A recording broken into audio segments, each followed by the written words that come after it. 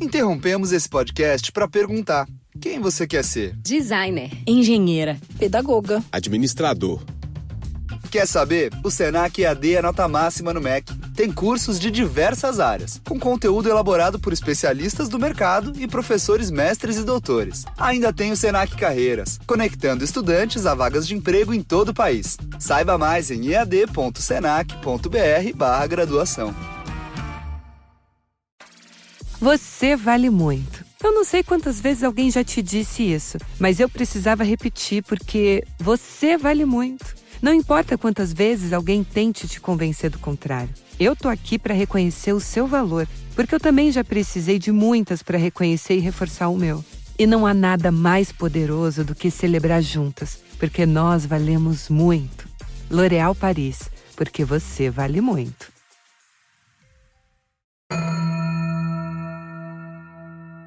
Welcome back to Angel on Top, a podcast where we watch and discuss every episode of Angel, one by one, spoiler-free, and in tandem with no one.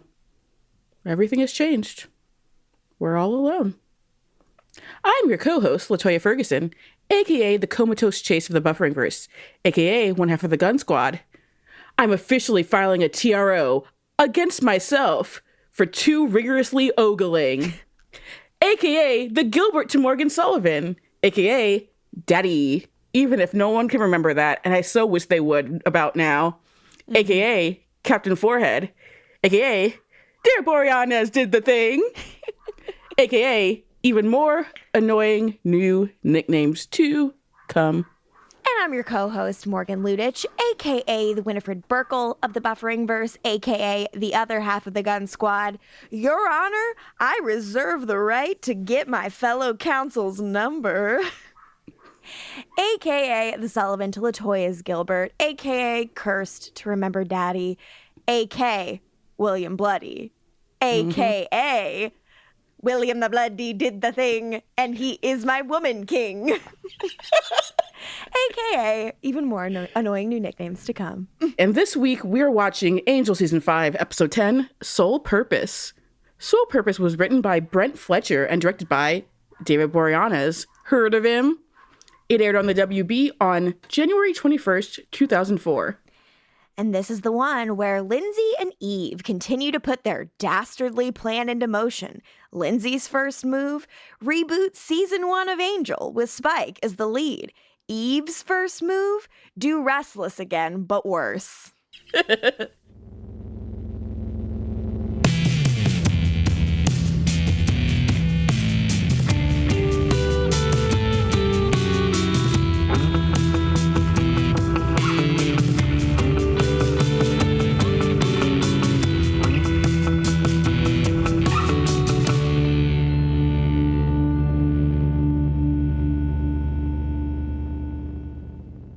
Okay.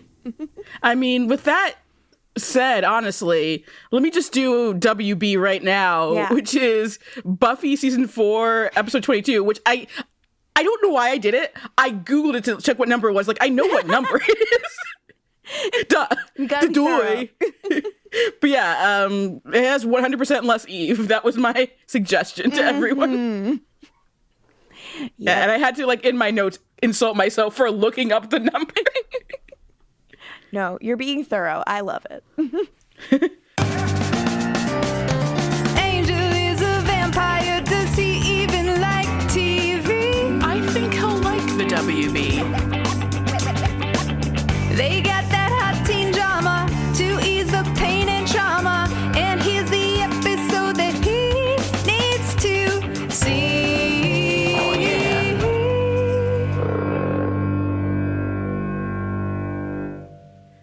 Previously on Angel.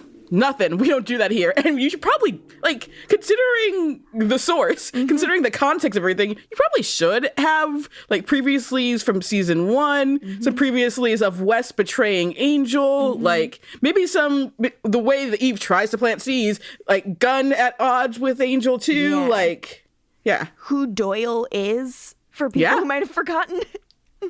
I remember at the time watching it and remembering who Doyle is, but like considering the entire, reboot situation you're trying to do, you want new viewers here, you should probably tell people. So I'm trying to figure out if they also want the audience who's like the new people to be like not know what's going on specifically, or I guess I just feel like I would assume, and again, when you assume that you know what happens.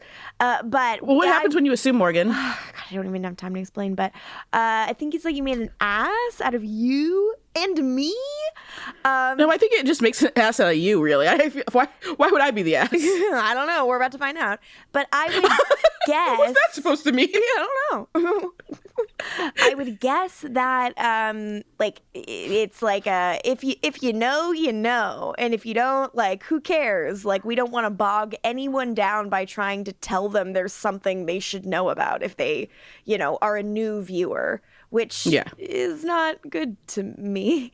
This show's continual forgetting of its I'm curious to know if there are any people who think it's unnecessary for us to harp on previouslys, but I feel like, especially with a season like this and what's going on right now, this is like, it proves the case for why previouslys, especially on like linear broadcast television, like streaming. The reason why you don't have previouslys usually is because they are made with retention in mind, the binge model. Like it specifically ends, and so you can go into the next episode. That's why you don't need previouslys there. But there's a reason why previouslys were so important for broadcast, even with your episodic, because sometimes you're bringing something back from 50 episodes ago. This is clearly a more serialized show though too. So, and for the context of what the Spike story is and just Lindsay's story in general, you kind of have to know what it is. Yeah, that there's a past there, but we don't get any of that. Instead, we open on Angel. Well, before we open, let me get through some things. Oh, yeah. So the Hulu description for this episode is, a mystery man, Christian Kane, approaches Spike to claim responsibility for making him corporeal and blah, blah, blah. So I said in the Destiny episode that they pulled the Julie Benz, Juliet Landau special guest star at the end. They actually don't. He's not credited at all in that episode, nor is he credited in this episode. I want to know the contractual discussions. I want to know how the network let them get away with this, basically. Yeah, that sounds... Because I know a lot of it was trying to keep him being there a secret, but when it's airing, that's the thing. It's not a secret if you can see his beautiful face. I'm I don't think he was doing this for free. I know he's friends with Boreanaz, but I don't think he was doing this for free. Look, I bet Christian Kane's a great guy. We don't know what he did. But also with his number of lines, he couldn't legally do it for free. Yes, it is true.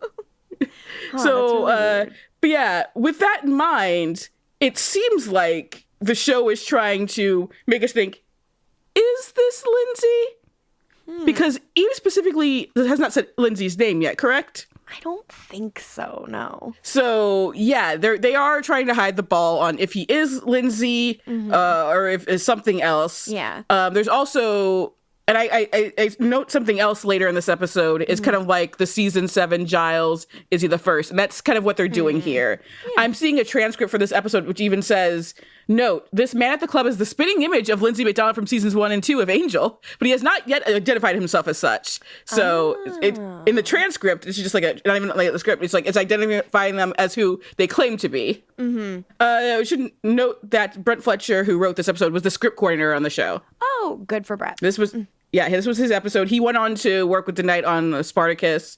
Cool. He went on Agents of S.H.I.E.L.D., where he was supervising producer, then co-EP, then EP, and now he's a co-EP on Superman and Lois. Oh, okay, cool. So should we call him Lindsay? And I feel like I shouldn't be calling him Doyle. And also, should we call him Television's Christian Kane? Yes. Okay. 100%. Also, obviously, this episode was a big deal, as this was Mr. David Boreanaz's directorial debut. He has since done a bunch of directing on his shows, of which he has many for many seasons. But this was the first one, and it was clips from this episode were big for the return episodes promo post Destiny. Obviously, Harm's Way was the first episode back, but that was not in the mix. A lot of it was the build up to the 100th episode, and also they have the tease fake out with Fred saying, "You're alive." That's in the promo. So I was like, what? Is Angel alive? I feel like when I watched this episode originally, this is probably the first time I ever like thought about like cast members directing episodes of shows. Yeah. Yeah. And it's weird. Like I've worked on shows where cast has directed, and like it messes with your season a lot. Like you have to be very careful about the way that you like go about it. Largely, like you make them very absent from as absent as you can from their own episode, Which is why we had Harm's Way previous episode. Yeah, and even more absent in the episode before, because that's when the director would be doing their prep. Yeah. Which is usually like even more intense than shooting. I will say this works in terms of like that planning, because this episode also happened post-surgery for Boreanaz. He had to fix a left ACL injury, so he had surgery. That's why he's like seated for most of this and like poorly, like not walking well. And like it said like reconstructive surgery to fix an old football injury. And I'm like, ACL? Yeah. It was ACL. I'm like, he was probably walking around without an ACL for years, basically. That's a thing people can do. Yeah, geez, no thank you. Yeah. Sometimes people do it with both ACLs. And I'm like, how? I just dropped a phone on my foot, and it wasn't even the bad foot. And I was like, ow, I'm still in pain. That was hours ago. I'm very worried. I need to be like covered in bubble wrap. That's the thing. Will do it myself if I need to. Yeah. And let's see. So this episode aired after Smallville episode Whisper, which is the episode where Clark gets a super hearing. Oh. Yeah. He's temporarily blinded by his own heat vision, so his other senses have to work. Okay, Matt Murdock. Like, let's go. Oh, great. Also, ice cream truck's here, but I don't care. I'm going to keep going. Fair enough. And it went against the OC episode, The Rivals, which is really getting into the Oliver stuff. Ryan gets suspended from Harbor for punching Oliver. This is also the episode that gives us the classic line from Luke. Well, give me the word and I will drop The Great Gatsby. Yes. Okay, good. It's good to know about the television landscape at the time. The Oliver arc on the OC. Michael and I have a very long and drawn out theory about how the OC is Batman. Ryan is Batman. Seth is Robin. And most certainly Oliver is the Joker. It is without a question. And yeah, Kevin Volchuk's Bane. I don't trust anyone who calls the Oliver arc bad. I'm like, that's peak OC, baby. Every time someone, that is a common belief that the Oliver arc is bad. The Oliver arc gave us Rooney. Listeners, I wish you could see my face. I am disgusted. I've never seen Morgan this disgusted, actually. The Oliver arc is a masterpiece. Yeah, that's good television, and that's why it got 12.7 million viewers. Yeah, that's good shit, and that speaks for its fucking self. I'm going to start describing this episode of Angel before I get violently angry. But also perfect, because that was the end of the notes on the pre-episode notes, so there you go. Perf. So we open on Angel. He is not doing well. He's laying on the ground. He's gargled in blood. Sense. And yeah, he's covered in blood, and he's watching Spike beat him again in Destiny. Spike says, "It's not your destiny, it's mine." And, do you think Spike sounds like that? Yeah, that's what Spike sounds like to me. Dream Spike says all his pain was for nothing because this was never about him. And he you could tell it's a dream because Spike is not beat to shit like Angel is, and we know they were both beat to shit during that. True. And then Angel's like, and Angel starts burning alive as Spike drinks the Mountain Dew. Yeah. He burns like Spike did at the end of Chosen, basically. Oh, yeah. So in Angel's office, he wakes up. He's all sweaty at his desk. He is sweaty. He's like me. Yeah. He's like me for real. Yeah, they're just like me for real. We then go to the Peppermint Stick. Yes, I call it a broadcast TV strip club. I felt that this was a terrible strip club name unless it had been Christmas themed all year round. In which case it's a terrible name. And this place did not seem like divey or seedy at all. I'm like, this seems kind of classy, actually. I kind of want to go there. Okay, LaToya, there's a Real Housewife of Potomac who denies being a stripper, and she's like, I was a dancer at a restaurant, and I wore a dress down to my ankles, and they served steak and lobster, and I believe it to be the Peppermint Stick. So Spike is at the strip club. Mia from Potomac is dancing in the corner. I can only be sure. Basically, there was a lot of bad dancing happening, like blurred out in the background. So. Yes, it was just did not feel like a sexy place in any way, shape, or form. It seemed like a cool place to chill. Like, yeah, honestly, maybe to chill. Yeah, if you want to know how to depict a strip club, watch Charmed season 5. It was like one girl who wasn't even a stripper. I think she was like just there with her boyfriend, and she was like just dancing up on her boyfriend. I'm like, is that what you do at a strip club? Why not? I've never been to a strip club. I'm innocent. You've never been to a strip club? I've been to a strip club. No one's ever offered to take me to a strip club. I was taken there somewhat against my will. No one wants to go to a strip club by himself. So, I mean, I have not gone to a strip club. Fair enough. So television's Christian Kane shows up, as we will be referring to him, since we now don't know if he's Lindsey or not. Yeah, we definitely don't know he's Lindsey. And he's got his ponytail and his tats. He's looking real right. And he brings Spike some drinks. And Spike is like, "You're not my type." Okay, good. And then he calls him Mary. Not good. And I write in my notes, is there anything funnier than the idea someone might be gay? Like, I'm sick. And I know it's 2004. Also, Spike, you should be, like, happy someone as hot as television's Christian Kane, like, wants to buy you a drink. How dare you? Be fucking flattered, bitch. So, television's Christian Kane tells Spike he thinks he's lost. Spike blows him off. Not up. And Christian Kane asks him, "You get any interesting mail lately?" Dun, dun, dun. Ooh. And Spike is like, "Who are you?" And Christian Kane says, "I'm your new best friend."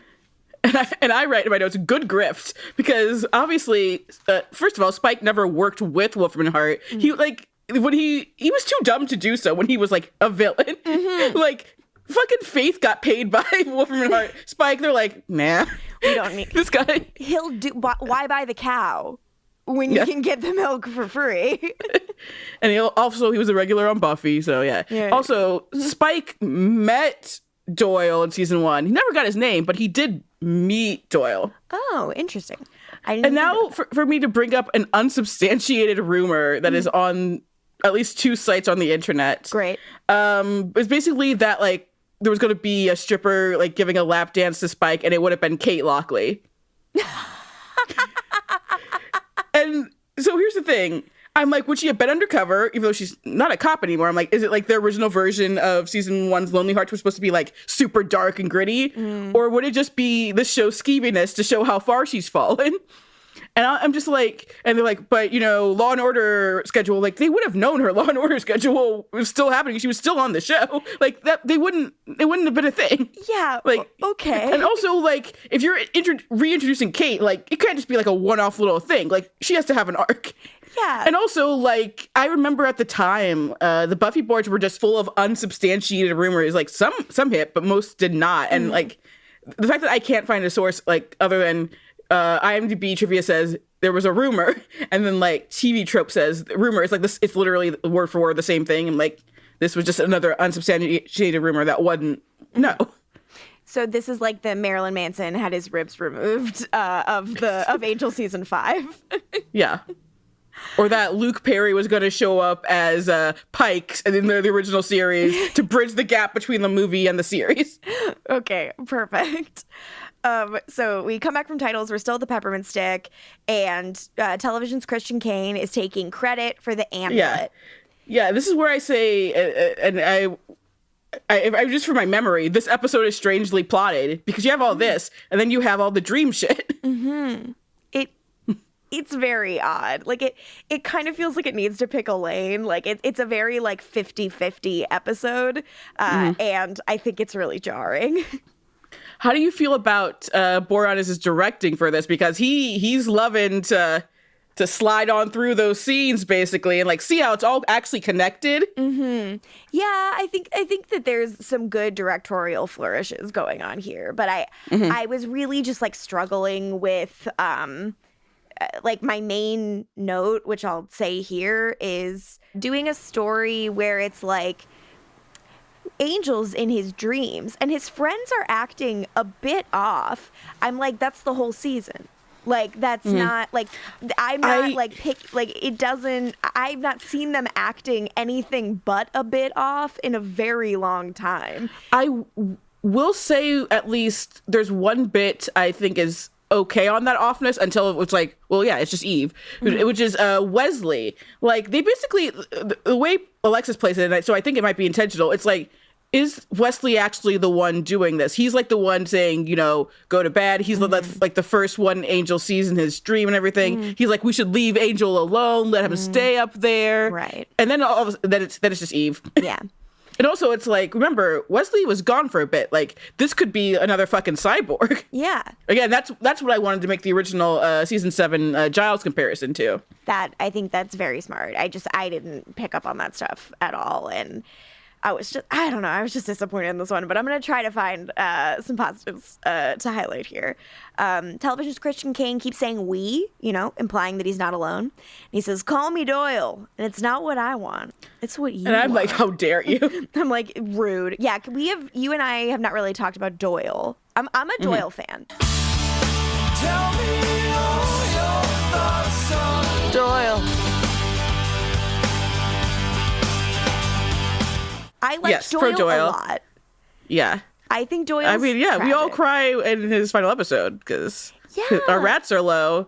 Got me fucked up. He's such a fuck up, and I kind of am sad. Like Wes is also kind of a fuck up, but It's different. But it's really different, and I miss just like how just like how dirtbaggy he was. Like, I really enjoyed that texture being part of the gang, and like everyone else is just like really competent. And you can't even tell that TV's Christian Kane is like trying to do like Doyle cosplay until later when he has the leather jacket on. It's like in the shirt, he just looks like it's Christian Kane out on the town. I'm like, the star of Leverage.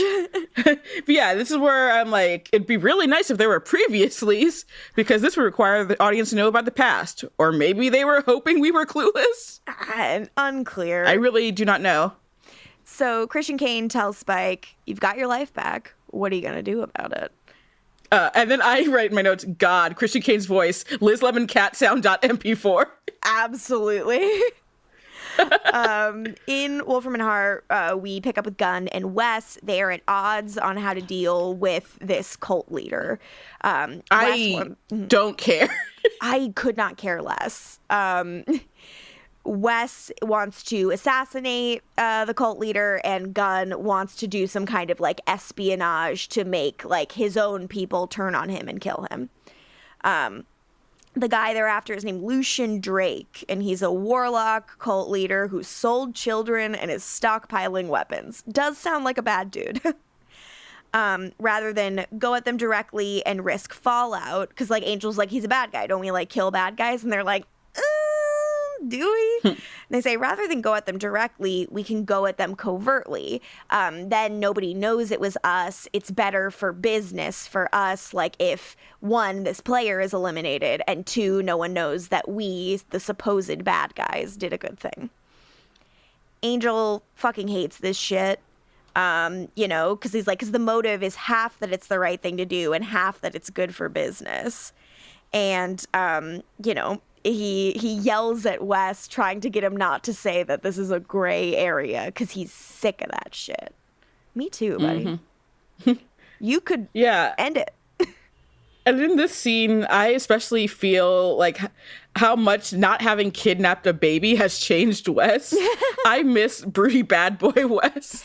I miss him so much. It just does feel so Even weird. though, I called him a little bitch all the time, but that was in the good way. Yeah. There's a parentheses affectionate. So Gunn and Wes kind of give each other the eye emoji, being like, oh, boss man's angry. Yeah. And now that Angel's got some yelling out of his system, he would like to hear more, because he isn't going to do anything about this shit. He's just going to keep going on to get along. Well, he does, like, this is not yet where he looks like shit with his like baggy eyes, but we're getting there. But yeah, so he says, okay, explain it to me again. Cut to Spike saying he's heard enough. That's where like Boron is like that connective tissue, baby. Yes, which is very fun, and like they're very good transitions. So television's Christian Kane tells Spike that he has a destiny. Spike doesn't want to hear that shit after what happened at the Opera House. He drank his Mountain Dew, and it was humiliating. Spike accuses television's Christian Kane of sending them to the Opera House. And he's like, I didn't do it. And he says he's just doing what they tell me.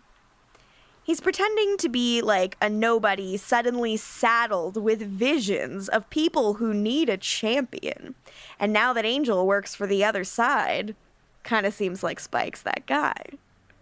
Yeah, he says, Angel's not in the picture anymore. He's working on the other side of the tracks. Nobody is out there helping the people that really need help, which I agree on that last part. Yeah. Like, no one on Team Angel seems to care about that anymore, other than, the one in the coma. Angel pointing out all the bullshit, the Shades of Grey stuff is one thing, but it's like he's still part of the machine. Yeah. And you know what? But at the same time, Eve's one good point this season is that they could close up shop here, but then they wouldn't have this resource anymore. Mm-hmm. So it's like, it does suck. You can't be out on the streets, but also technically, this is useful, Wolfram and Hart. Yeah, but it's also just they used to do it like this and it was fine. Mm-hmm. But I guess, I don't know if Angel can get out of this given the agreement that he made. Mm-hmm. So, television Christian Kane tells Spike he had a vision of a girl getting murdered tonight. Does Spike right before he came here, and he has no rush to tell him. Mm-hmm. Had a whole conversation. Yeah, later Spike's there's fucking vampires every corner. So was it just a random vampire? He knew that's where they go, or did he pay off that vampire to go attack someone? I would bet the latter. So then in an alleyway, Spike finds a girl being attacked by a vampire and saves her. Yeah, I was going to say, so the problem with the season's revamp, no pun intended, mm-hmm. is that the powers that be haven't exactly pretended that they care anymore. In last season it made sense because it was the all hope is lost season with the light being Jasmine, but maybe shouldn't they care what's happening? Yeah. Their champion is heading Wolfram and Hart. And they've Cordelia's in a coma. Yeah, they've done nothing. It is very confusing. So Spike saves this lady and then goes on. Yeah, he saves a brunette Tina. That's the difference between him and Angel. Yeah, he only saves girls with brown hair. And now for KRISTIN'S champion to rear his ugly head again.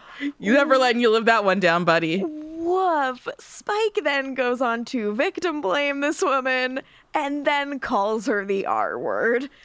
Big yikes. Yeah, he's just asking to be attacked, you half-wit and R-word. Yeah. And moron. Yeah, a lot of not nice shit being said by Spike. Obviously, he's supposed to look insensitive here, but it's not he great. has a soul now, as Buffy told me so many times in season 7 of Buffy the Vampire Slayer. She did. For him to say, why would you be in this area, blah, blah. The bowling alley bistro was right. It was a nice place. And then it was right next to the vamp-filled bowling alley. Yeah. You can't be safe anywhere in LA. You truly can't. It's like 911 up in Angel's Los Angeles. Disasters around every corner. Yeah. I write yikes in my notes in big letters, and Christian Kane shows up and is like, believe me now. But Spike argues you can't throw a stone without hitting some bimbo in trouble. Are we having fun yet? Yeah. So Christian Kane says, he should try not to make the girl cry next time, now that he's, taking over Angel's calling, being the subtext. Then in Angel's office... There was something I wanted to bring up here too. So Christian Kane also brings up that Spike usually does good deeds to impress women. He wanted to say a woman, but just women. Nice. And he points out, from what I hear, Angel didn't save the girl in his first mission, in which Lindsey, of course, would know because the girl, Tina, was killed by his own client. And here's where I go on a small little rant. I can't even say I'm tired of Spike refusing the call because it's not his call. It's just not for literally seasons of reasons. It also takes him being bamboozled to try to help people for non-selfish reasons. Yeah. And as much as I hated the grooming thing, I think they did the create a false champion thing better with Cordy and Connor last season. Like, because the cards are face up here. We know this isn't Doyle. Yeah. Unlike there. But, like, what are we supposed to want for Spike here? Because, like, I know I'm more thinking, wait till Angel hears about this. Like, Spike learning he has the wool pulled over his eyes means nothing to me right now because he doesn't care about anything. Yeah. Like, Connor was a freaking nihilist, essentially, but he still cared. Like, we still cared for him to know that he had the wool put over his eyes. Yeah. The issue, of course, was that he was, like, willingly partaking in that eventually, but still. Yeah, like, I mean, you had this sympathy for him because he's, like, an easily manipulated child of a hell dimension, raised by an absolutely psychotic melting candle. Like, I had some room for Connor Angel until I didn't. But, like, Spike, who I genuinely like, all of his scenes feel absolutely stakeless to me. Like, what's he gonna do when he finds out he was doing good for nothing? Like, I don't care. He's gonna threaten to leave again and not because he's part of the show now? Yeah, because he's fucking signed a contract. Like, it just, like, there's no weight to that to me, and it's a real bummer. The thing is, like, they want him to be, like, the foil the way he was for, like, Buffy season 4. But, like, it doesn't work as well here because so much of it is, like, just don't be here. Yeah. Like, there's nothing keeping him here, really. Like, truly. Unless, like, like, they could just, like, go all in on him and Fred, like, caring about each other and, like, having a project they wanted to do together and him being like, I'll see this out. Or him and Gunn, because he really likes Gunn. Like, there are people you could, like, conceivably link him to. But I guess they're deciding to do that with television's Christian Kane. So we go to Angel's office. Wes and Gunn are still fighting. Wes calls him Charles, which felt so weird to me. I was like, I don't like that one bit. I hate that. I'm like, this argument is going on. I hate it. I hate it. I'm like, Mom, pick me up. I'm scared. I don't want this. Like, I don't know these people. I'm upset. And this is the part that's not a dream. So Fred shows up. This is the part that's not a dream. Later it will be, and it's a scream. So Fred shows up, and yeah, she can kill someone with a satellite via, like, making the temperature of an area suddenly super hot, if that's the kind of thing we're doing now. And I'm like, yeah, it is, because who gives a shit, right? It's fun that you have a big office. God, I'm sorry. I'm getting angry, and that's not. I want to try to have fun. So Angel wants to kill the whole cult, which is a good point. Do it. Angel. This is what he looks like shit, but I'm like, let him cook. Hold up, let him cook. Everyone's worried, and they're like, you need to rest. Gunn says we have to tread lightly, to which I put in SpongeBob meme, we have to tread lightly. Shut up, bitch. Like, not my Gunn. That's Charles. That's Charles. I hate. Oh God, I get so angry. I've recently speaking to someone about what's going on in season 5 with Gunn and how, like, angry I am and how upset, like, the erasure of everything that he was and, like, how deeply racist it is. It just, like, makes me furious. Yeah, but then he asks if Angel's okay. I'm like, someone does it at least. Fucking finally. And but he's only doing that because he wants to kill them all. Like, no. Angel finally said something right. Yes, and they're like, you must be sick. Go rest. And Wes shoots a little creepy look, very much lending to your theory, like, maybe this is Wes's deal. Angel says he's just tired, and then I say, and neither Gunn nor Wes, who were both there the last time something was off with a tired Angel, consider anything wrong with them. And I just like argue. Wes with his knowing-ish look. That stuff and the Gunn stuff, like, I honestly would be more happy if we were playing like Gunn is fully subsumed and here are scenes of him apart from the group doing shit we know he'd never do. Because at least that would be like dramatically interesting. Like I'd be like, I know this isn't Gunn. I know this is really fucked up. Like watching all of them be actually like seduced by what Wolfram and Hart has to offer, other than like we just see Gunn say some legal jargon and he's like, I love this shit, but I don't really like buy it. I'd love to buy that they've all been seduced by this place. You can't get it because Spike's a series regular now, so that screen time goes to him. We don't even know Lorne's in the episode until in a dream later. Yeah. Just a bummer. We go to Angel's corporate apartment. Wes is tending to him. Angel's like, I think I'm sick. And I'm like, you're a vampire. You should be setting off alarm bells. You don't get sick. Wes is glad, but Wes is gently saying, you know, I'm really glad that you're coming to terms with it. You know, your irrelevance. And Wes stakes him. And it turns out that was just a nightmare. But what does it have to say about Angel's psyche? But he still doesn't trust that bitch. I'll never trust you, bitch. If the scar was so prominent. I'm just like, he didn't do that anymore. Like, now you can't be mad. He's not even that guy anymore. Angel will never forget. Yeah, he will never enough. log off. He doesn't need to. I'm like, poor Wes doesn't know why Angel's like so icy to him. Remember that time Wes said, I've kidnapped him before, and Angel didn't murder him? Unreal. Never will forget it ever. And the shot of them together walking down the hallway with Connor smiling good-naturedly and Wes just like being like, here we go again. Height of comedy. I miss season 4. Got it. Cut it. Double it. You can play it once.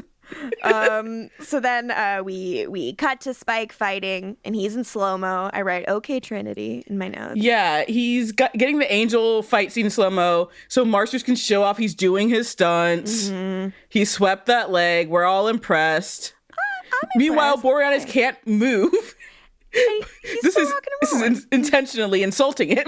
No, it's so there can be a little action. But I just know Marsters has talked a lot about doing his own stunts. Oh, yeah. So. Oh, he's like very into reminding us all that he did that. All right. Well, I mean, it is cool to do your own stunts. I'm not gonna. Yeah. But it's also not like necessary. That's why you have stunt people. And they ask the people he saved, go, who are you? And he goes, I'm the hero. So Spike's doing good. He's not at all being manipulated. Then in the Wolfram and Hart lobby, Wes wants Harmony to take something to accounting, and she's like, I'm not allowed to do that without Angel's approval. She is not allowed to do anything without Angel's approval. I figured it was because of the camel, but no, it's because of something else. Yeah. Baby girl. But Wes wants a check cut. Eve shows up. I write a sad face in my notes. She's got Yes. Eve must like have a fucking camera or something at reception. She pops up when everyone's possibly going to go talk to Angel. Mm-hmm. Yeah, she's spying on them. And she has this old stone with a bunch of runes on it. And the senior partners want it analyzed and figured out ASAP. Those are Christian Kane runes. Anyway, that feels like a hint she shouldn't be giving them then. So Harmony... Or maybe I'm getting my runes wrong, but I'm pretty sure they're Christian Kane runes. The sexiest kind. So Harmony wants to tell Angel, but Wes is like, I'll take care of it. He's sleepy. Yeah. He'll take care of it. No one can go see Angel. Mm-mm. Isn't it more interesting when we think like there's even a possibility that it's Wes or something? Once it's like, it's Eve. I do think it's like more interesting if it was like maybe possibly Wes. Like, but also I just think that has everything to do with the fact that I'd rather watch Alexis Denisov. But also like, because her whole like look inward, and they keep trying to be like, you don't trust any of these people, right? It's like, no, at this point, yeah, we really trust each other completely. Mm-hmm. Like, Angel let Wes back in the fold. Wes doesn't know why he wouldn't be allowed in the fold, but like Angel does, and he let him back in. Yeah. Like, I don't know. It's just all very muddy and not in like a morally gray, interesting way. Like I'm Angel, stopping everyone from saying morally gray, because I would like just something a little more straightforward. Like, I don't know. This is just really murky and not in a way that I think is interesting or artsy. It's like unhelpful and aggravating. Angel is another bad dream that is interrupted by Fred showing up. Just kidding. It's still the bad dream. Suddenly, like, there's some good This is like a dream I have. Jesus. Oh yeah, there's good like awful dream logic stuff going on, like the way that like the location suddenly shifts to being the lab, like I think is really well done by Boreanaz. Yeah, And he said in an interview basically that Jeffrey Bell had to kind of like rein him in. It's like, this is an episode of Angel, like just an episode of TV, not like the cinematic thing you're trying to do. Fair. He's like trying to make Joe Wright Anna Karenina, which like more power to you. But like you guys, you had a budget, but you didn't have that kind of budget. Yeah, you got to air this on the WB and it's got to be 43 and a half minutes. So Fred's putting her gloves on with a big old snap at the wrist because she's about to get down to some business. She wants to look under the hood and she slices him open. So Jill can't watch this episode ever. But it's hot. Yeah, it's too sexy for her.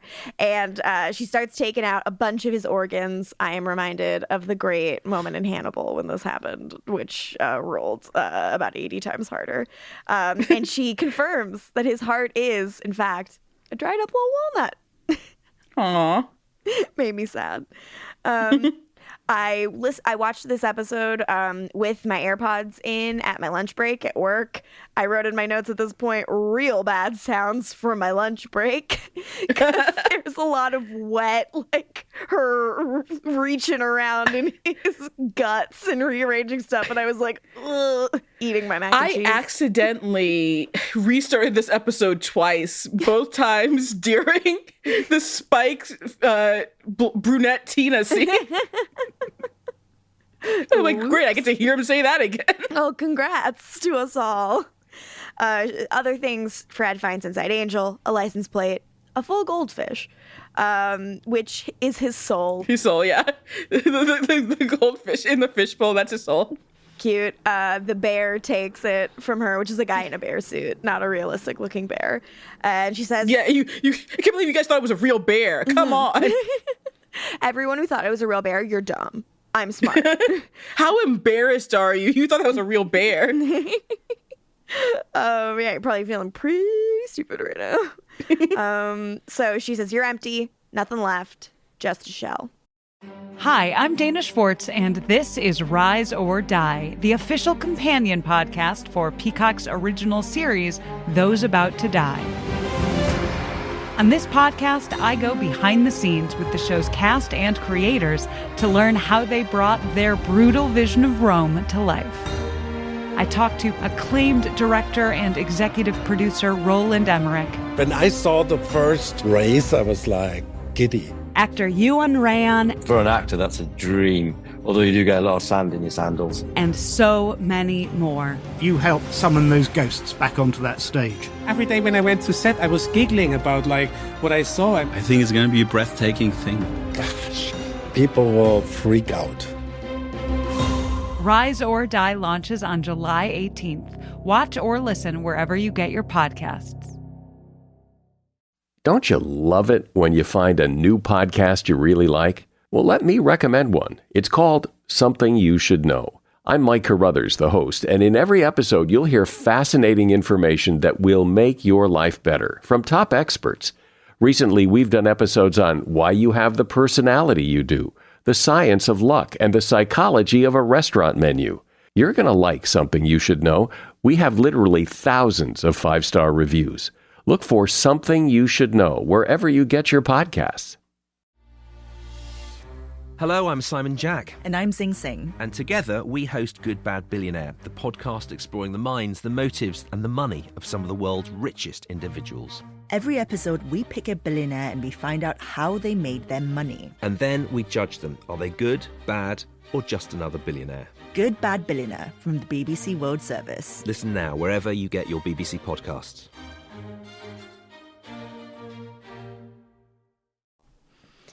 And then we see that, in fact, Angel is dreaming. We're watching him snooze. Well, because Boreanaz does a great bit of business with his directing, goes through the chest cavity, and now it's through his eye. What? What? I did say, okay, Boreanaz, go on. Okay, Fight Club whomst. And then I also wrote, more Restless Sleep. Maybe this episode should have a different title. Yeah. Restless Sleep. Great. So then cut to Team Angel. Wes, Gunn, Fred, the classic. There apparently is a vigilante out in these streets. Also, Wes has Fred looking over the rock because, it's got like bits of Ketchia's calcified blood on it. So I was so confused. I was like, why isn't Wes looking at the rock? It has runes on it. Like, runes feels like a Wes thing, not a science thing.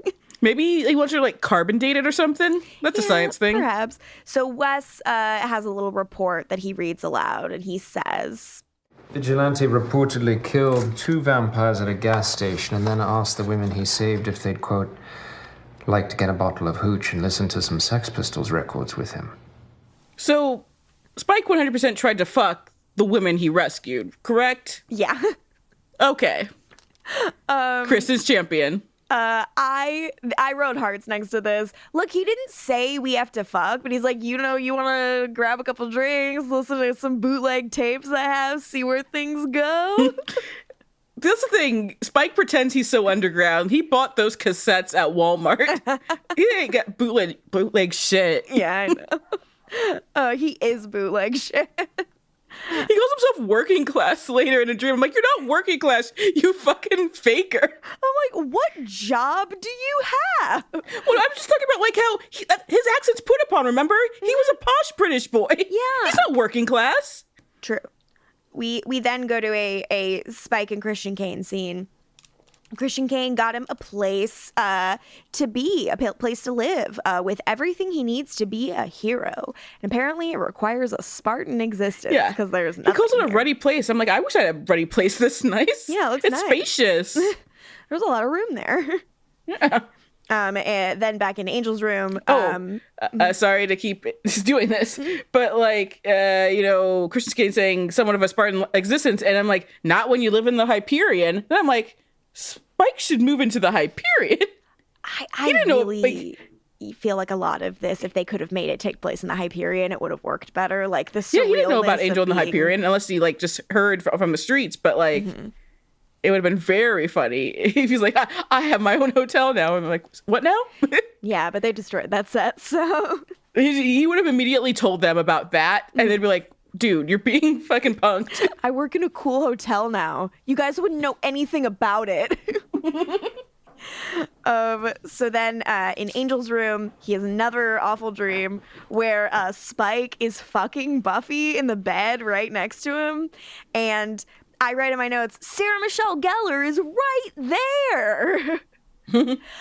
They're playing a bunch of like old Buffy dialogue that like really doesn't fit with what anyone's saying. So yeah, we have Spike and Buffy fucking, which I'm like, I had enough of that in season 6. Then prom dialogue, and like, I don't love this or any Buffy related choice they have made this season. Yeah, it's weird, and also God, the wig. The wig, like, and you know how Buffy's hair covers her entire face like she's Cousin It? Yeah, she loves that shit. I just like, I do like the idea of like Spike. He's like, they're talking about prom, and Angel's like, I was taking her to prom, but I write in my notes, imagine being 100+ and having a stress dream about the prom. Sir. And yeah, like I get that like they're trying to go for the fact that like all of these Sarah Michelle Gellar like lines of dialogue like they don't quite fit, but that's supposed to add to the surrealness maybe, but it's just not working for me. It's like that you can't. Just leave this woman alone. Please let her be in Europe for a minute. And then Angel, wakes up from his dream and he's all sweaty. He's just like me for real. Then Wolfram and Hart lobby, Angel shows up and he is barefoot and he is here to work. And Fred sees him. He recommends that maybe he go put on a clean shirt. And Gunn, however, is encouraging him, come on, you're going to miss it. And they lead him into an office. We see that, like, some of the front desk of Wolfram Hart, like, looks like a concession stand finally, which I think is, like, appropriately eerie for your dream, where, like, a space kind of, like, morphs into half of another space, which I liked. And suddenly we go in the office, and everyone is eating popcorn and watching the apocalypse out the big windows. And this is when we learn Lorne is in this episode. Mm-hmm. Even Lorne. Remember him? Yeah, and they're all watching L.A. burn, and Angel's like, oh shit, like, I gotta do something. And someone says, don't worry, Spike will take care of it. Uh-oh. And Lorne points out, of course, Angel's dirty shirt. Mm-hmm. And now Angel's noticing he's got something on it. Uh-oh. Yeah, everyone keeps being like, you got something on your shirt, dude. Like, and he's... And they're not doing the little trick where they say, you got something on your shirt, and then they hit your nose. I wish someone would do it. Spike should have done that as he was fucking Buffy. You got something on your shirt. He had a pop collar while he's doing it. Then in Angel's bed, we finally see there is this sucky thing on his chest. It's a little gross guy, and it's, like, slurping right under his pec.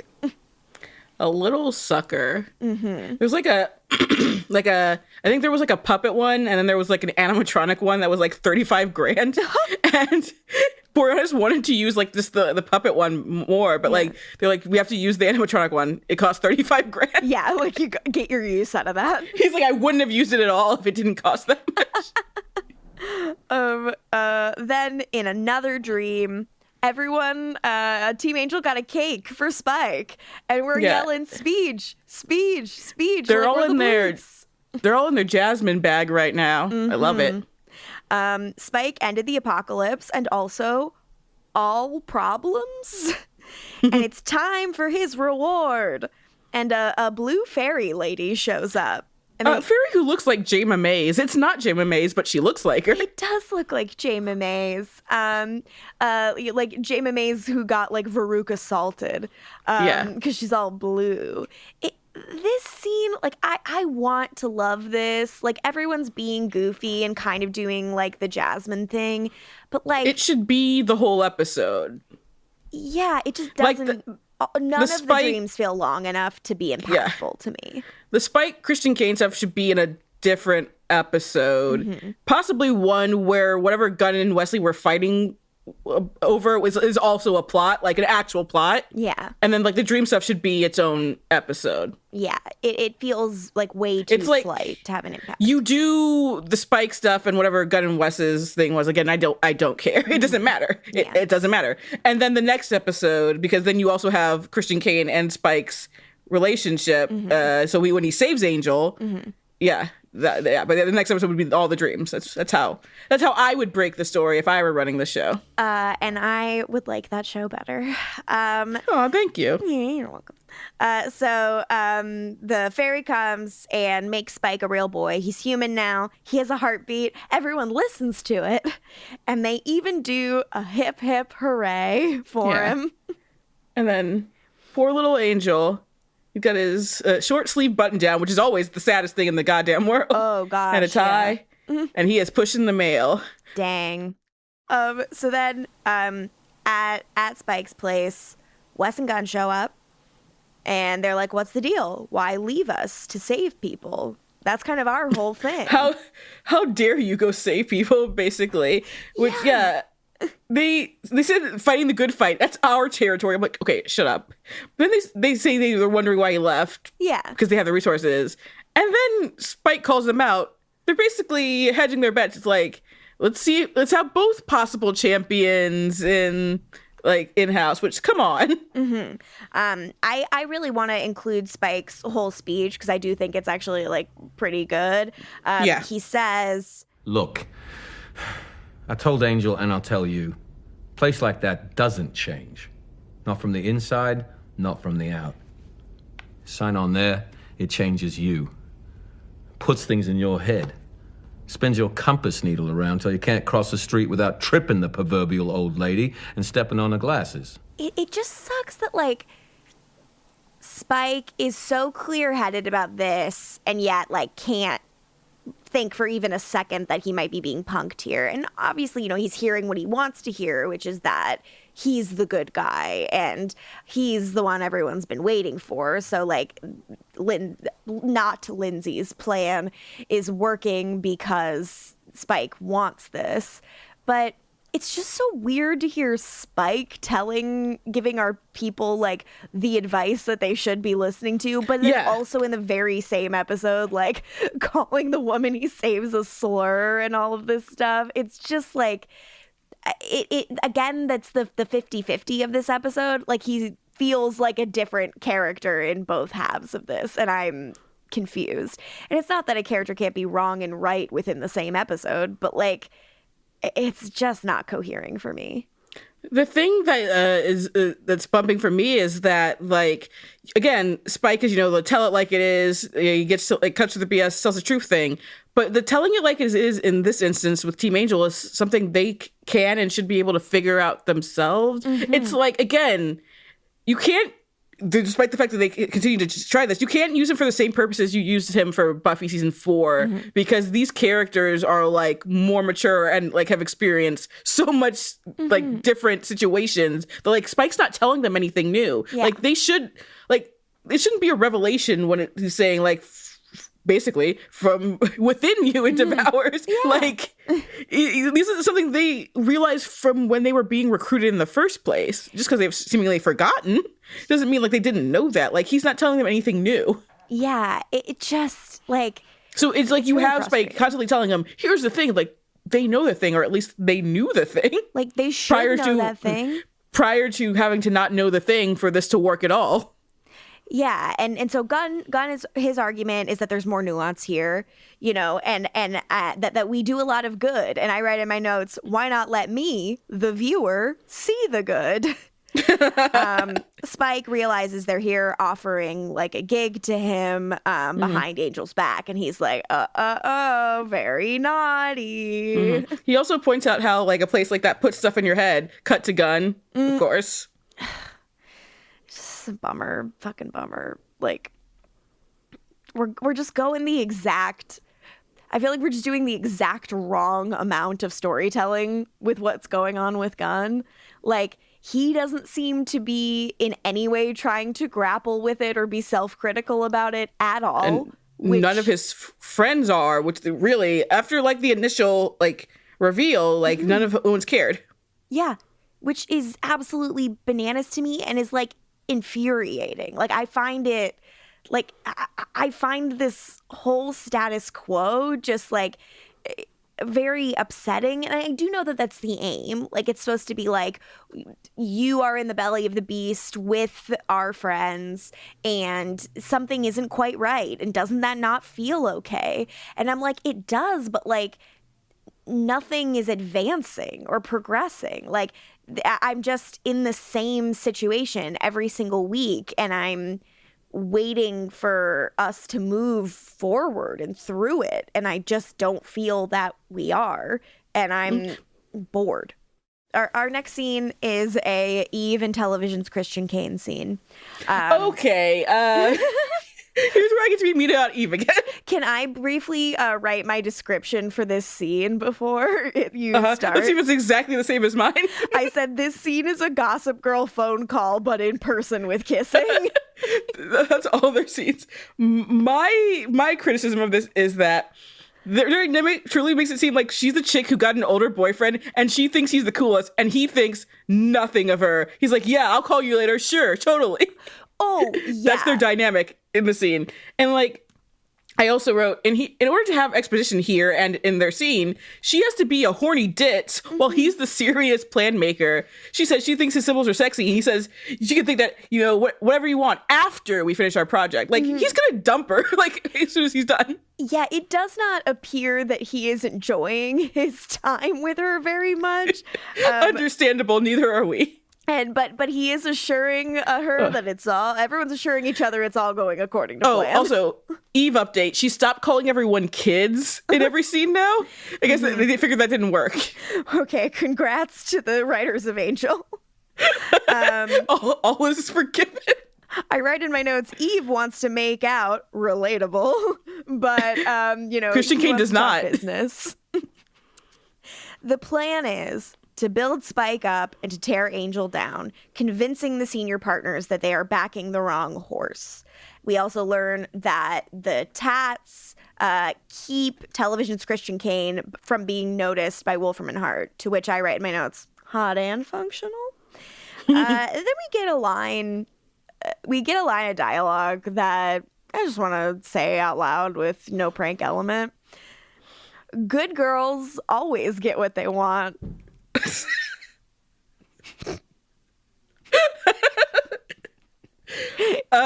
Can you guess who my fuck watch is?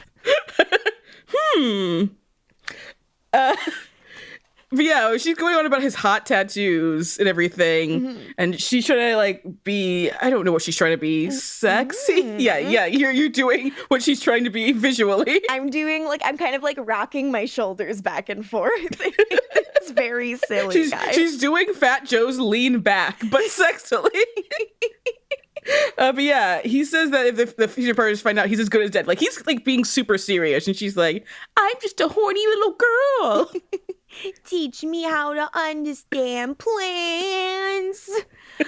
Then they make out. Oh yeah, I'm sorry. She calls his tattoos pretty pictures, and I'm like, don't call them that ever again. Like I'm you not, child. That does not make me feel good. And this scene ends with Eve stroking a box to it, and then I write in parentheses, "not a euphemism" in my notes. There was so much staring at the box, and then her stroking the box, and I kept being like, euphemism. So then with Team Angel. Spike, like they're like, oh, Spike thinks we're all sellouts, but we're changing the system from the inside. And Gunn goes, God, hearing that aloud, parentheses, in your woman voice, makes it sound pretty naive, huh? I hate it.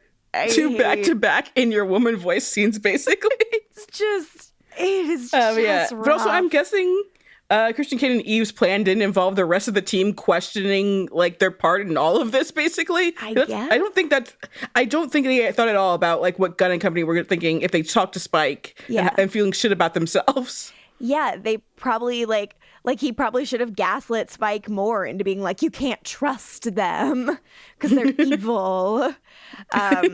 Especially the girl one. No, not the girl one. If you like her, you're wrong.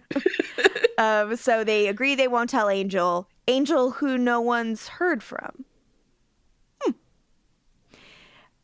Fred goes to Harmony and is like, call Angel. She goes to her best friend Harmony. Besties are back together. Reading a magazine at her desk. Harmony being like, oh, act like we care. Good plan. And I'm like, best friends. That's my girl, honestly. Like I love her. You know what? Like, fuck these people. Fuck this place. Get your health insurance and your dental and get your money. I'm sure they have 401k options and get out of there. Yeah, then Thelma and Louise your way out of here with Fred. Yes. Then in Angel's room, he's sleeping. Then inside his brain, in another dream, he's in his bed, and who is next to him but Lorne in a little mustache and a old-timey vest. And he says everyone calls him Honky Tonk. We should start calling Lorne Honky Tonk. And he even does a and then we hear the spit like ring in a little like metal spittoon because this is supposed to be some Old West shit. I don't. And Riley Finn is nowhere to be found. Like, I'm Cowboy Guy. Like, again, I was thinking about Restless and just thinking about like all the visual flourishes that are going on, and also the fact that like the way Joss Whedon very smartly scripted that episode to like reflect the way those sets are built and flow one right into the other, which was like a low budget way of experiencing like a really surreal thing.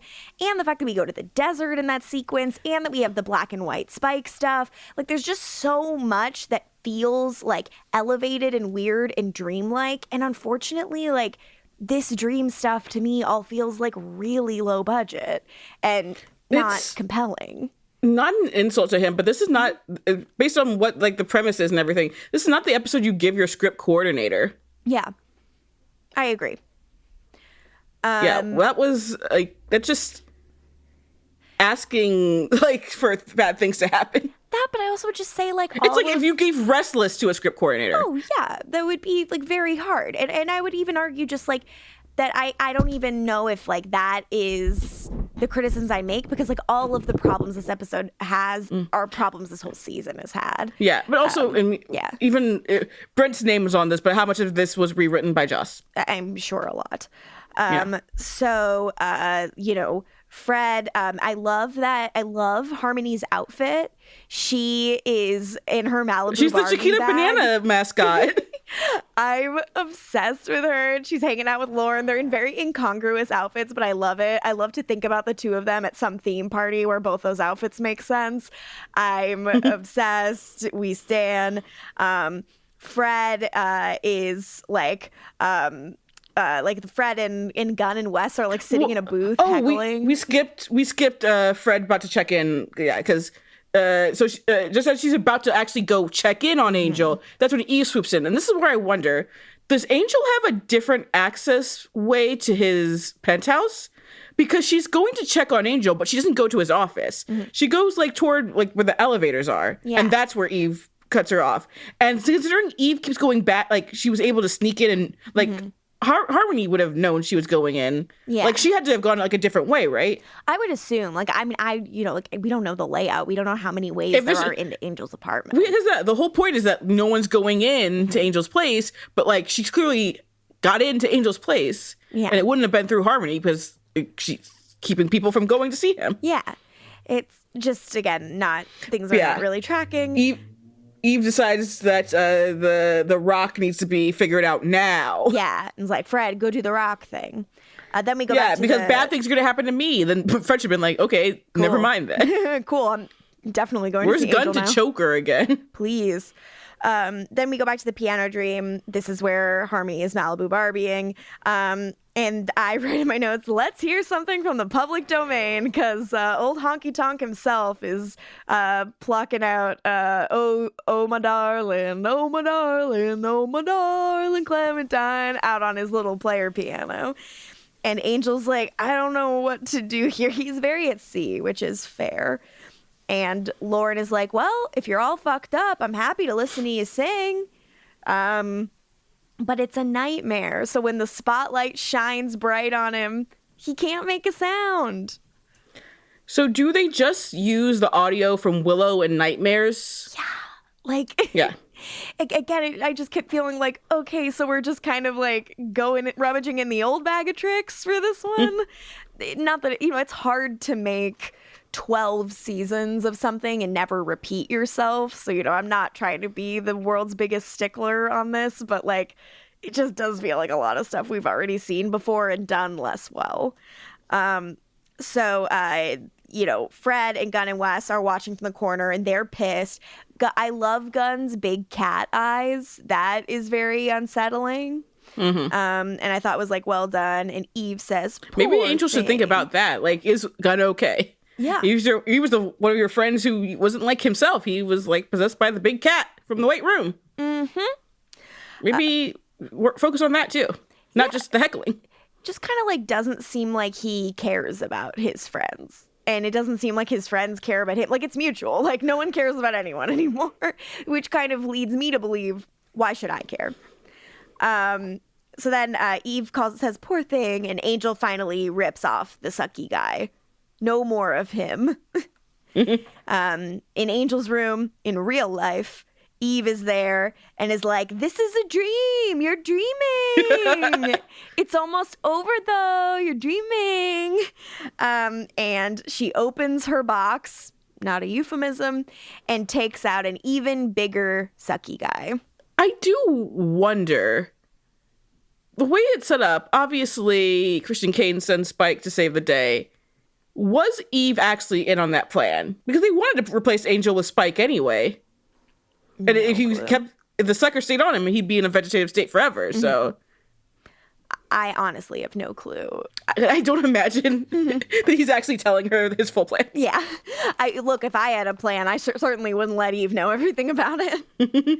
Then in Spike's place, Spike, he's coming home with beers, and, television's Christian Kane is there. I'm going to go back one more time. I'm so sorry. No, yeah, so she puts the big sucker thing on, and with that, it is fuck watch time. Flirting, understanding, consent, and kissing. Flirting, understanding, consent, and kissing. Fuck watch.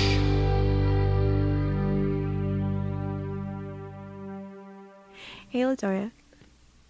Who are you fucking?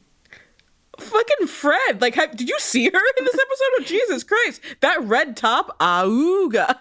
She was looking good in this episode. She absolutely was. And I deeply respect your choice. But I will be fucking television's Christian Kane. I couldn't tell.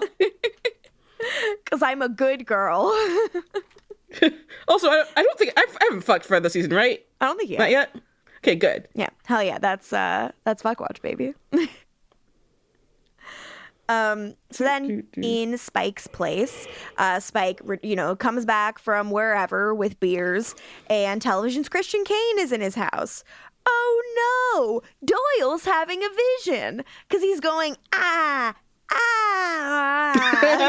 So I know. After he does like a little smile that I'm like, wow, Jared Padalecki just like cribbed that from Christian Kane. Like he's just like, yeah, classic. It's just like a squinty smile. Like it's not like a real smile, but like I love it. Then the fake vision. My head. Owie. Then in Angel's room, Angel's crawl into his phone, but Big Sucky strikes again. Because I don't know what else to call this thing. I know we say its name at the end, but I didn't know its name for the whole thing, so I had to write Big Sucky in my notes. I apologize. You had to write that. I did. Then in the dream, Angel is in a lazy boy in the meadow. This is a scene where Fred is also looking good. She's got her She curly looks amazing hair this whole going on. episode, and you didn't choose her? You fool. Yeah, sorry that I chose sexy tattoo-covered Christian Kane. I'm so foolish. Fred might have some tattoos hiding. You don't know. I'm going to find out. If she is, I'm sure they're regarding the chicks. So friends say, like his friends are all in beige, and they say, you can stay here forever in your lazy boy in the middle of a meadow. It's fine. The fighting's over. Spike can do it all. And then Fred throws back her head in a primal screech. That's what she does all the time. That's normal. Which was very normal to all of us. And we match cut to what is currently screeching is the big sucky on Angel's chest, which is being ripped off and thrown against the wall by Spike. And Spike's like, you're fucking welcome. Just helping the helpless, which is kind of what I fucking do now. And, I mean, he's unwell, so that's, I guess it makes sense he's not reacting to the fact that the dude just said, just helping the helpless. Yeah. Rude. What if Spike one day finds like an Angel Investigations business card and sees that? Like, wait, Doyle said that was a thing I should be saying. What? Yeah, it's almost like if all these people talked, we'd be saved a lot of problems.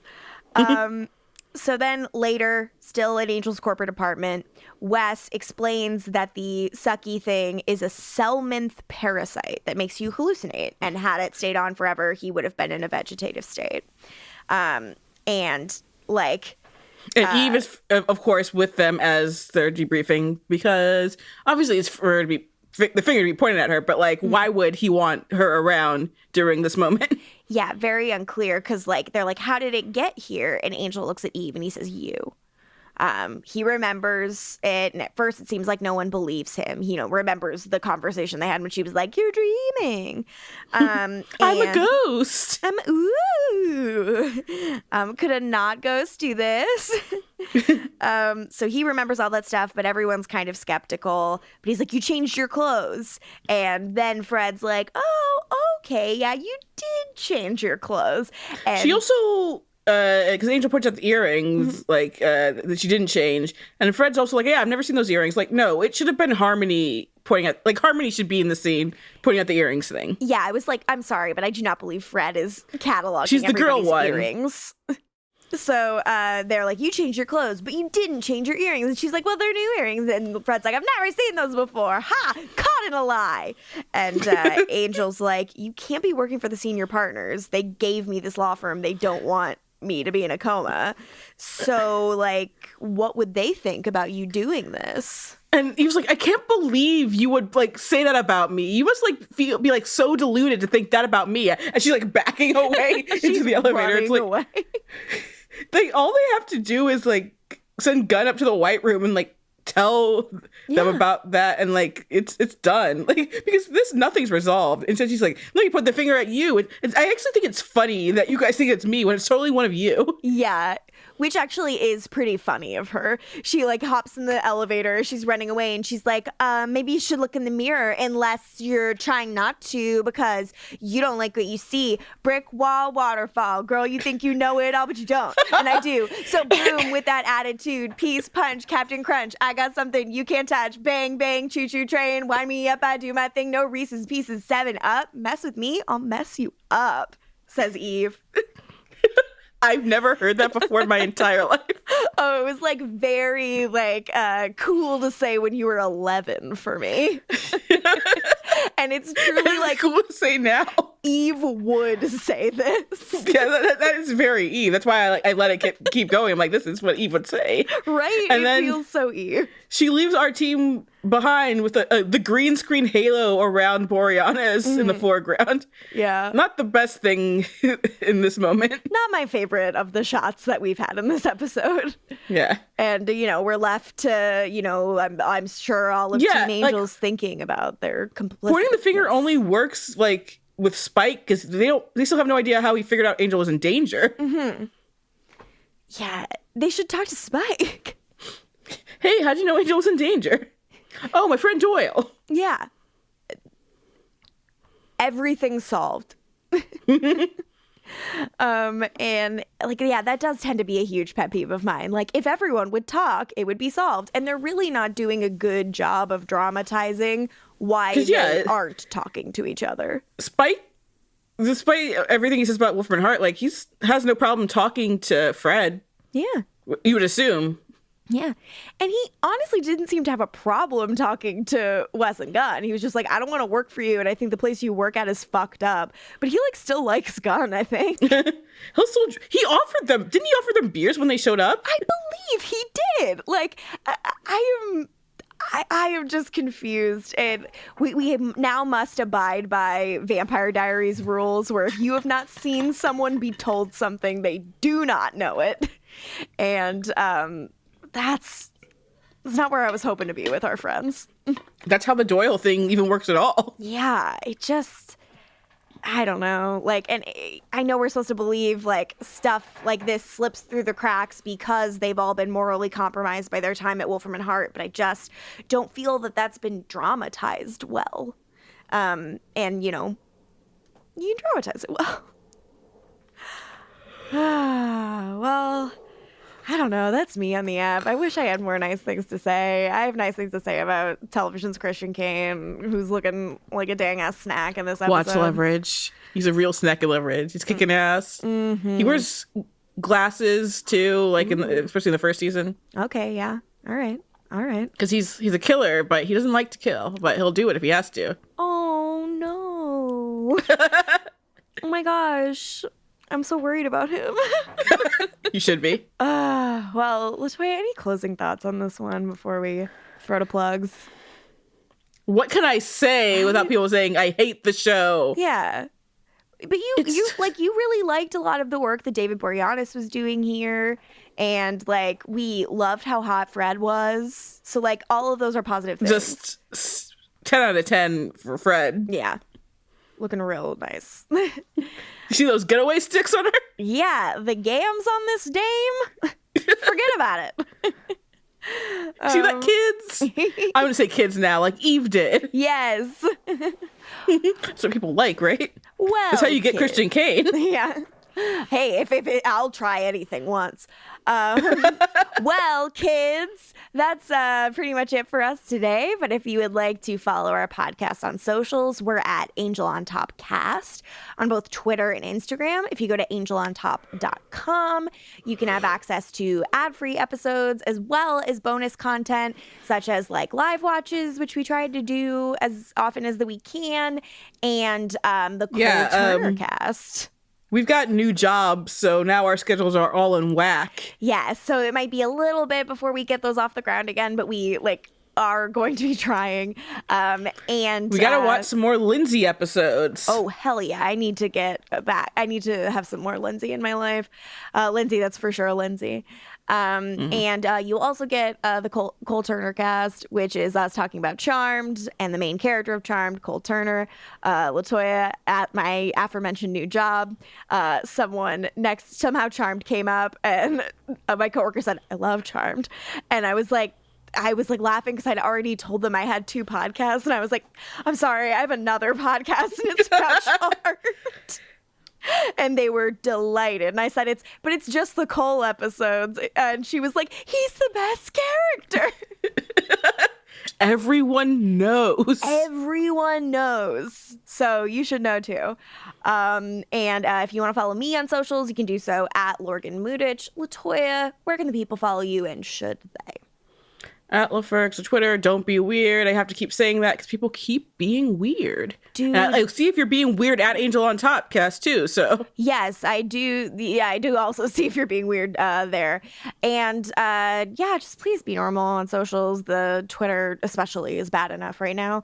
Also, just a reminder, I feel in general, despite us hosting spoiler-free podcasts, I know people get enthusiastic and excited about the shows, but try not to do spoilers because we are spoiler free. And just because we've seen these episodes doesn't mean people who could possibly be reading the tweets have seen the episodes. Yeah, if you want to have spoiler-filled discussions, a great place for that is our Discord, which is available if you're a patron. We have channels for every single season of Angel. Our season 5 channel is completely full of spoilers, and everybody is talking about their opinions on the season as a whole there, and it's really interesting and nice. So if you're looking for a space to do that, you can do that there. But there are people who watch with us from week to week, so it is helpful if you don't spoil them. Thank you. But until next time, you are now leaving Wolfram and Hart. And no, we do not validate.